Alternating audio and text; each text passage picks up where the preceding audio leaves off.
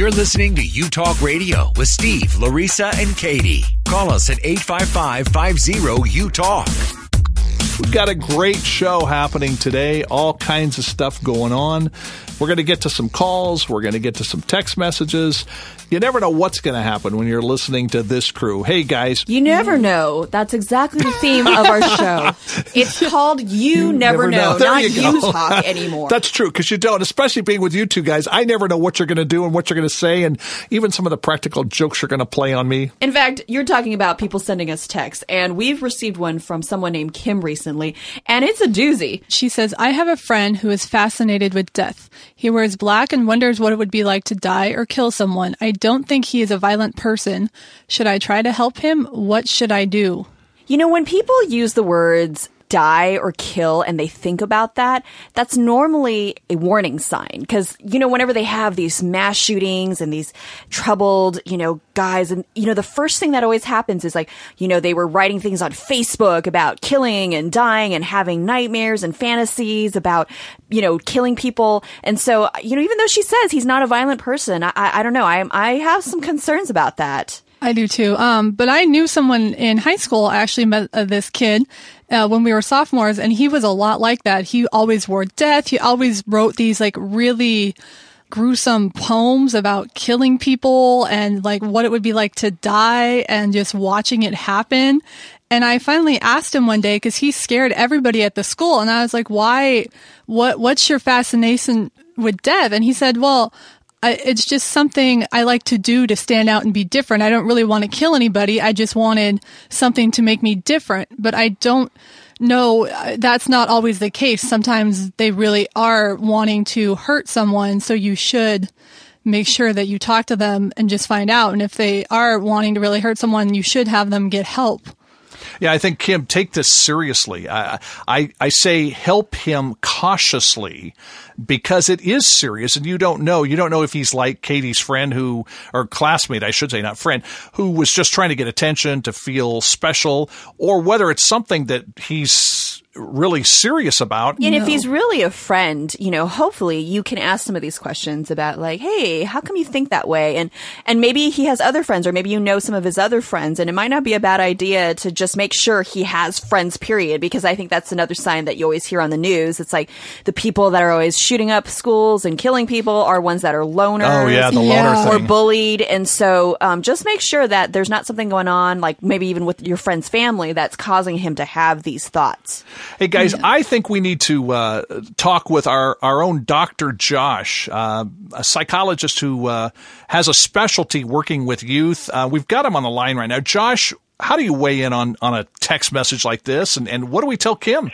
Hey, guys. Thanks for bringing me in on this. I definitely agree that anytime anybody starts talking about death, it could be a warning sign, and we want to take it seriously for the safety of everybody involved. Okay. One of the things that I heard them say in that text is that they were thinking about death and what it would be like to die, and then also what it would be like to kill other people.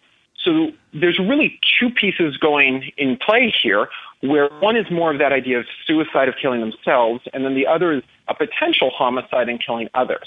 I liked the comment when you said about that sometimes people do say things in part for what's sometimes called the shock value, or to be unique. Okay. And really, at the end of the day, don't we all want to feel special? Yeah. Absolutely. Mm-hmm. I do. And we want to feel loved.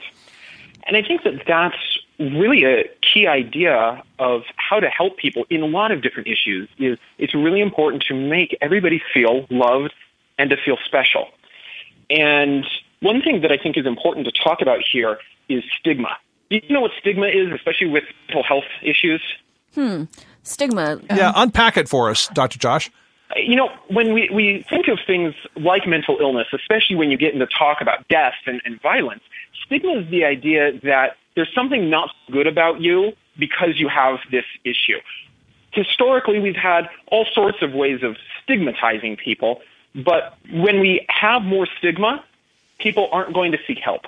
And it gets back to that idea of if we stigmatize a problem, that's really putting somebody at a less than status. And we really don't want to do that. Again, that makes them feel not loved and not special. Got it. So in this conversation, just because someone is saying they're thinking about death sometimes and oftentimes they get pushed off to the side. That adds to the stigma, that adds to the loneliness, and that actually makes it more likely for problems to happen, either to be self-destructive or other destructive. Whoa, okay. Because no one really wants to feel like an outcast or that there's something wrong with them. Right.